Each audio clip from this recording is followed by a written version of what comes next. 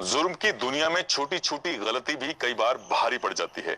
आज की कहानी में कुछ ऐसा ही होता है। जिसने जुर्म किया था, जिसने एक घटना को अंजाम दिया था, उसको लगता था कि वो शायद कभी पकड़ा नहीं जाएगा।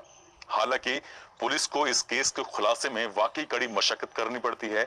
जिसने इस घटना को अंजाम दिया था, कातिल, वो उसकी मैयत में भी साथ रहा है, उसको दफनाने में भी साथ रहा है, उसके हर सुख में दुख में जो भी वो काम हो रहे थे वो लोगों की नजरों में था, लेकिन किसी को पता नहीं था कि यही असली आरोपी है। जब पुलिस लगभग 23 दिन के बाद इस घटना का खुलासा करती है तो उस इलाके के लोग इतना खुश होते हैं पुलिस की कार्य प्रणाली को लेकर कि पुलिस का पुष्प वर्षा के साथ स्वागत करते हैं और धन्यवाद देते हैं कि पुलिस ने जो केस का खुलासा किया है, उन्हें डर लग रहा था कहीं ऐसा ना हो कि कोई बेकसूर आदमी सलाखों के पीछे पहुंच जाए। आज की जो सच्ची घटना मैं आपको सुनाने जा रहा हूं, ये सच्ची घटना है मध्य प्रदेश का एक जिला है आगर मालवा। दरअसल 30 नवंबर की शाम की बात है। एक गांव पड़ता है निपानिया बैजनाथ। यहाँ एक घर है, एक घर के अंदर हस्बैंड वाइफ मतलब पति और पत्नी और उनके 4 बच्चे रहते हैं। इसकी जो पत्नी है जिसका नाम रानी है, रानी बड़ा खुश है क्योंकि उसकी छोटी बहन की गोद भराई का प्रोग्राम गांव गंगानगर में होने वाला है। वो अपने पति से कहती है कि तुम भी हमारे साथ चलो। कल जरीन खान की गोद भराई है। बड़ी खुश थी बच्चों को लेकर, पति को लेकर, क्योंकि एक प्रोग्राम में जा रहे थे शामिल होने के लिए। मगर उसका पति जो नूर मोहम्मद है वो साफ इनकार कर देता है, कहता है कि मुझे यहीं रहना है, तुम चले जाओ। 30 नवंबर को ये लोग सीधा गंगानगर पहुंच जाते हैं और गंगानगर में उस प्रोग्राम में 1 दिसंबर को शामिल होते हैं। एक तरफ धूमधाम से प्रोग्राम हो रहा था, सब लोग शामिल हो रहे थे। दूसरी तरफ रात को किसी वक्त किसी ने इस घर में घुसता है और नूर मोहम्मद की गर्दन पर धारदार हथियार से वार कर देता है। और एक के बाद एक इतने वार किए जाते हैं कि जब तक कि नूर मोहम्मद की मौत नहीं हो जाती, जब तक नूर मोहम्मद मर नहीं जाता, तब तक वो व्यक्ति, वो कातिल उस घर में जमा रहता है। इसके बाद कत्ल को अंजाम दे दिया जाता है। 2 दिसंबर आता है और 2 दिसंबर के बाद उसकी पत्नी रानी अपनी मायके से चारों बच्चों के साथ जैसे ही घर के अंदर प्रवेश करती है, लगभग सुबह के 10 बजे के आसपास का वाकया था। दरवाजा खुला हुआ है, अंदर जब घुसती है तो नूर मोहम्मद खून से लथपथ पड़ा हुआ था। ये देखकर उसकी चीख निकल जाती है और बहुत जोर जोर से चीखने लगती है, चिल्लाने लगती है। लोगों को लग रहा था कि अभी तो ये अपनी मायके से आई है, इसे खुशी मनानी चाहिए थी, ये रो क्यों रही है, चिल्ला क्यों रही है। उसकी चीख पुकार सुनने के बाद जो आसपास के लोग हैं सैकड़ों की संख्या में घर में इकट्ठा हो जाते हैं और वो दृश्य देखने के बाद हर किसी की आंखें खुली की खुली रह जाती हैं। तभी पुलिस को फोन किया जाता है, पुलिस मौके पर पहुंचती है और पुलिस ने हर संभव प्रयास किया यहां से, चाहे वो फॉरेंसिक टीम हो, चाहे वो डॉग स्क्वाड हो, चाहे वो क्राइम ब्रांच हो, तमाम यूनिट पुलिस की यहां मौके पर आते हैं और उस कातिल को तलाश करने के लिए, उस आखिरी शुराक को तलाश करने की तमाम कोशिशें करती हैं। मगर पुलिस को कुछ भी नहीं मिलता है। पुलिस खाली हाथ थी और इस व्यक्ति का, मरने वाले का जिसका नाम है नूर मोहम्मद, उम्र लगभग उसकी 40 साल के आसपास है। उसका पोस्टमार्टम कराया जाता है और पोस्टमार्टम कराने के बाद पुलिस को यह पता चलता है कि किसी मारने वाले ने धारदार हथियार से उसकी गर्दन पर और उसके शरीर पर एक के बाद एक कई वार किए थे। अब कातिल कौन है और क्यों मारा गया है, पुलिस इस मामले की पड़ताल में जुट जाती है। घर में फॉरेंसिक टीम को कोई भी ऐसा फिंगरप्रिंट नहीं मिलता जिसके आधार पर यह कहा जा सकता है कि कोई बाहर का व्यक्ति आया है या फिर किसी ने लूट के इरादे से या किसी अन्य इरादे से इस व्यक्ति का कत्ल किया है। पुलिस यहाँ के जो एसपी हैं राकेश सागर, जो कि इस मामले को बहुत ही गंभीरता से ले रहे थे और गंभीरता से लेने के बाद उस इलाके के लोगों से कहते हैं कि बस मुझे थोड़ा वक्त चाहिए और मैं असली आरोपी, असली कातिल तक पहुंच जाऊंगा। लोगों में इस घटना को लेकर बेहद गुस्सा है। सैकड़ों की तादाद में लोग गुस्सा हो रहे हैं, नाराज हो रहे हैं और पुलिस पर एक ही बात कहते हैं कि जो भी कातिल है उसको जल्द से जल्द गिरफ्तार कर लिया जाए, नहीं तो हमें सड़कों पर उतरने के लिए मजबूर होना पड़ेगा। इसके लिए 4 टीमें बनाई जाती हैं और 4 टीम बनाने के बाद जब इस मामले की जांच पड़ताल की जाती है तो पता चलता है कि नूर मोहम्मद की जो ये पत्नी है रानी, वो तीसरे नंबर की है, यानी कि इससे पहले भी इसकी 2 शादियां और हो चुकी हैं। उन पत्नियों के बारे में पता किया जाता है तो वो वेल सेटल्ड हैं। उनके हैरान करने वाली बात है कि सभी को लगभग 2-2, 3-3 बच्चे पैदा हुए थे और वो 2-2, 3-3 बच्चे जो पैदा हुए हैं वो नूर मोहम्मद से ही पैदा हुए हैं। वो ये बच्चे पैदा करता था और कहीं ना कहीं उन्हें छोड़ दिया करता था। हालांकि जिन्हें इन्हें छोड़ा है दोनों पत्नियों को, वो दोनों पत्नियां अपने अपने नई जगह पर बिल्कुल ठीक ठाक रह रही हैं, खुशहाल रह रही हैं। पुलिस को इन दोनों एंगल में भी कोई एंगल नजर नहीं आता है। अब पत्नी बसती है रानी। रानी के भी हर एंगल को खंगाला जाता है, उसके गांव में पता किया जाता है तो एक शाहरुख नाम के एक लड़के से इसकी पत्नी का किसी से संबंध रहे थे। मगर जब पुलिस इस कड़ी को जोड़ने की कोशिश करती है तो ये कड़ी भी खाली जाती है। साथ ही पुलिस इसके प्रोफेशन के बारे में पता करती है तो पता चलता है कि ये ट्रक ड्राइवर रहा है और ट्रक ड्राइविंग करके ही अपने परिवार का भरण पोषण करता था। एक बार किसी व्यक्ति ने इसको पुलिस से पकड़वा दिया था, तो हो सकता है कि पुलिस ये अंदाजा लगा रही थी कि इस व्यक्ति ने शायद उससे विरोध किया होगा या कुछ बात रही होगी, तो पुलिस ने उस एंगल को भी खंगालने की कोशिश की, मगर वहां से भी पुलिस को कोई सफलता नहीं मिलती है। एसपी राकेश कुमार की बनाई हुई 4 टीमों ने अब तक लगभग 55 से 60 लोगों से बारी बारी से पूछताछ की थी, मगर पुलिस के हाथ खाली थे और ऐसे ही एक एक दिन करके लगातार दिन गुजर रहे थे। 20-22 दिन का समय हो जाता है, मगर पुलिस को जब कोई सफलता हाथ में लगती है तो यहाँ अब तक फोरेंसिक टीम या वैज्ञानिक तरीके से जितने भी तरीके अपनाए गए थे, पुलिस के हाथ खाली थे। पुलिस को ऐसी कोई सफलता नहीं मिल रही थी कि आखिरकार क्यों और किसने इसका मर्डर किया है। तो फिर राकेश कुमार को मनोवैज्ञानिक तरीके से एक सूझ सोचती है, वो सोचते हैं कि क्यों ना इस केस को बजाय वैज्ञानिक तरीके से इसे मनोवैज्ञानिक तरीके से सुलझाया जाए तो शायद ये आसान हो सकता है। इसके लिए उन्होंने जो इसके दुश्मन थे, सब दुश्मनों के एंगलों को तलाश लिया। जो 55 से 60 व्यक्ति इसके दुश्मन पाए गए थे, उनमें से कोई नहीं था। अब दोस्तों की तलाश शुरू की जाती है और दोस्तों की तलाश शुरू करते करते पुलिस एक के बाद एक फिर नए ट्रैक पे चलने लगती है और कई दिनों की मशक्कत के बाद आखिरकार एक ऐसा दोस्त मिलता है जो इसका हमराज था। उस हमराज दोस्त से जब बातचीत की जाती है तो वो चौंकाने वाले खुलासे करता है। दरअसल ये व्यक्ति 3 शादियां कर चुका था और 3 पत्नियों से इसको लगभग 10 या 11 बच्चे पैदा भी हुए हैं, जिसमें जो इसकी अंतिम पत्नी है जिसका नाम है रानी, रानी से भी आखिर में 4 बच्चे हैं। साथ ही ये व्यक्ति थोड़ा सा नहीं, बहुत ज्यादा कहें तो चंचल प्रवृत्ति का रहा है।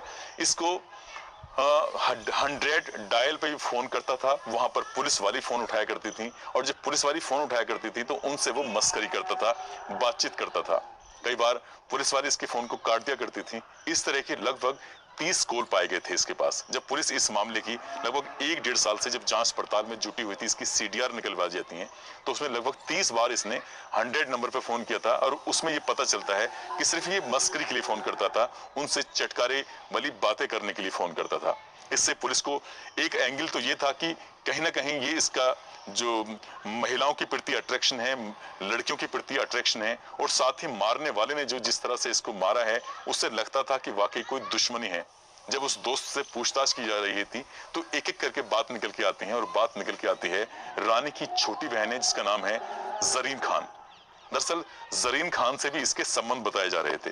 पुलिस ने जब जरीन खान वाले एंगल को तलाशने की कोशिश की तो हैरान करने वाली बात यह है कि जरीन खान से उसके संबंध थे जरूर, मगर ये बात ना उसकी पत्नी जानती थी और ना ही उसके ससुराल में जानते थे। जब लॉकडाउन का समय चल रहा था तो उन दोनों ये नूर मोहम्मद अपने ससुराल में घर जमाई की हैसियत से रह रहा था और वहीं रहते रहते इसने अपनी साली उसके साथ इसने शारीरिक संबंध बनाए थे। वो भी एक बार नहीं, न जाने कितनी बार बनाए थे।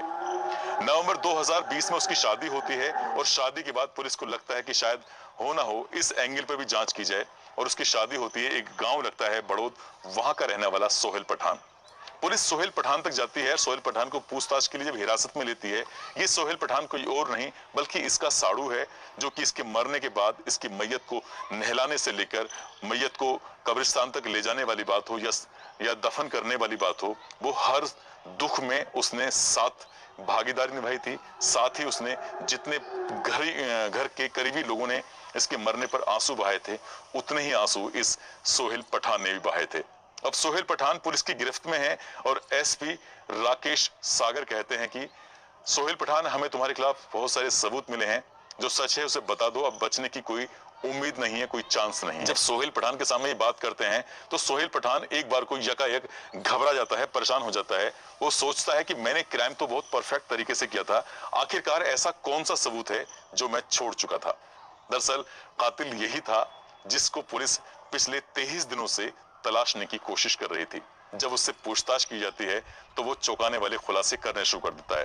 दरअसल इसकी पत्नी है जरीन खान के और नूर मोहम्मद के शादी से पहले अवैध संबंध रहे थे, और जिस दिन इसकी नवंबर 2020 में शादी होती है तो पहले ही सुहाग रात की रात को इसके पास एक फोन आता है अनजान नंबर से, और अनजान नंबर से जब फोन आता है तो उसमें कहा जाता है कि जरीन खान से दूर रहना, यदि तुमने उसके पास भी आने की कोशिश की तो अंजाम अच्छा नहीं होगा। और शायद तुम्हें हैरानी होगी कि इसके शरीर पर कहां कहां का तिल है, कौन कौन सी चीजें हैं जो तुम नहीं शायद जानते, मैं जानता हूं। जब ये बात उसका पति सुनता है पहली ही रात में, तो वो अपनी पत्नी को लेकर इतना भड़क जाता है, इतना गुस्से में होता है कि उसका मन कर रहा था कि उसकी पत्नी को वो हमेशा हमेशा के लिए खत्म कर दे। जब उन्हें फोन की बात बताई तो उसकी पत्नी ने कहा ये फोन किसी और का नहीं बल्कि उसके बहनोई नूर मोहम्मद का है। नूर मोहम्मद ने शादी से पहले उसके साथ एक बार नहीं अनगिनत बार अवैध संबंध बनाए थे, और जानबूझकर बनाए थे। मगर उसे लगता था कि शादी के बाद शायद ये सब खत्म कर देगा, मगर शादी के बाद भी उसने ये सब चीज खत्म नहीं की थी। इसके बाद सोहेल खान अगले ही दिन अपने साड़ू से मिलता है, और साड़ू से मिलने के बाद उससे रिक्वेस्ट करता है कि जो भी पिछली जिंदगी में हुआ है उससे खत्म करो, आगे से कभी कोशिश मत करना। मगर नूर मोहम्मद अपनी हरकतों से बाज नहीं आ रहा था और बार बार उसको परेशान करने की कोशिश कर रहा था। अब यहां से सोहेल खान ने या सोहेल पठान ने एक प्लानिंग की कि आखिरकार इसका मर्डर करना है, इसका कत्ल करना है तो कैसे करना है। 1 साल तक इसने इस बात को भुलाने में लगाया, इस बात को कि जब उसने सुहाग रात के दिन फोन किया था इस बात के हमराज कोई और नहीं था, उसकी पत्नी और वो खुद थे।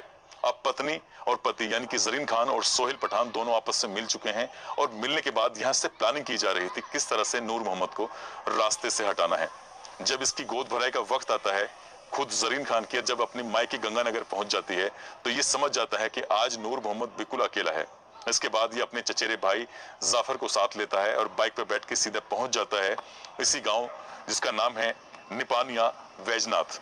वहां जाने के बाद घर में नूर मोहम्मद अकेला सोया हुआ था। दरवाजा खुलवाया जाता है क्योंकि आवाज सुनने के बाद वो समझ जाता है कि सोहेल पठान उसका साड़ू ही तो उससे मिलने के लिए आया है। मुलाकात करते हैं, बातचीत करते हैं। हाथों में दस्ताने पहने हुए थे, धारदार हथियार हाथ में थे, और उस धारदार हथियार से वो अपने साड़ू को तब तक मारता है जब तक उसका साड़ू वहां मर नहीं जाता। बिल्कुल तस्दीक करने के बाद, बिल्कुल कंफर्म करने के बाद कि नूर मोहम्मद अब मर चुका है, उसकी नफ्स को भी टटोला जाता है सब कुछ, और जो भी उसके पास सामान थे जो लेके आए थे वो वापस लेके आते हैं, और लाने के बाद गांव की पुलिया के पास उन दस्तानों को और साथ में उस धारदार हथियार को वो वहीं फेंक देते हैं, और जिस बाइक से आए थे उस बाइक से वापस वो अपने गैराज में पहुंच जाते हैं जहां वो मोटरसाइकिल का काम करता था। यहां आने के बाद सबसे पहले वो अपने कपड़ों को जलाते हैं, और जो बाकी सारे सबूत थे सब मिटा चुके थे। यही तो दिलचस्प बात है इस केस के अंदर, क्योंकि पुलिस को घटना स्थल पर कोई सबूत नहीं मिला था। पुलिस मनोवैज्ञानिक तरीके से कातिल तक पहुंची थी और कातिल ने अपना जुर्म खुद ही कबूल कर लिया। फिलहाल वो पुलिस की हिरासत में है, और जब इस घटना को लेकर 55 से 60 लोगों को पुलिस ने हिरासत में लिया था तब लोगों में कहीं ना कहीं एक डर था, एक दहशत थी कि पुलिस दबाव में आकर कहीं ऐसा ना हो किसी बेकसूर को जेल भेज दे। मगर सैल्यूट बनता है उस इलाके के एसपी राकेश कुमार सागर को, जिन्होंने पूरी ईमानदारी के साथ इस केस में, पूरी मेहनत के साथ इस केस में लगे और असली कातिल तक पहुंचे। हालांकि ये पुलिस की जांच में क्लियर हो चुका है कि नूर मोहम्मद का जो कैरेक्टर था वो वाकई अच्छा नहीं था। इसके अलावा भी पुलिस की जांच में और कुछ बातें सामने आई हैं। हालांकि पुलिस ने उन बातों को सामने रखने से गुरेज किया है, क्योंकि शायद इन बातों से हो सकता है कि किसी का परिवार बिगड़ जाए। हालांकि ये बात भी सही है कि सोहेल पठान ने जो कदम उठाया वो वाकई गलत उठाया है। उसको पुलिस का सहारा लेना चाहिए था, उसको ऐसा नहीं करना चाहिए था, और उसकी पत्नी को साथ ले जाकर, ताकि इस आरोपी को कड़ी से कड़ी सजा मिल जाती। मगर न केवल इसमें सोहेल पठान की लाइफ भी खराब होती है, उसकी पत्नी की भी लाइफ खराब होती है, जो उसका बच्चा पेट में पल रहा है उसकी भी लाइफ कहीं ना कहीं खराब हो ही जाती है।